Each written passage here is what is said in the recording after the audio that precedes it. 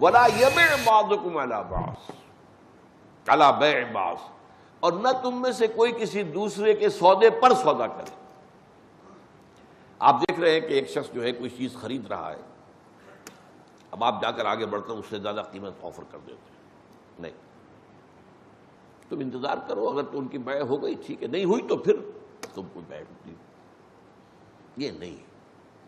اسی طریقے سے آتا ہے کہ اگر کہیں کوئی رشتے کی بات چل رہی ہو تو اب وہاں آپ رشتے کی بات نہ کریں جب تک کہ وہاں فیصلہ نہ ہو جائے۔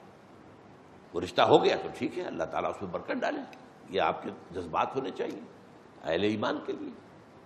اگر کسی وجہ سے نہیں ہوا تب آپ اگر سوال ڈالنا چاہتے ہیں رشتے کا تو آپ کر سکتے ہیں، ورنہ نہیں۔ ولا یبع بعضکم علی بیع بعض، اور اسی طریقے سے یہ بھی روکا گیا ہے کہ رشتہ جہاں کہیں طے ہو رہا ہے، جب بات چیت چل رہی ہے تو بیچ میں مت آ کر اپنا رشتہ پیش مت کرو۔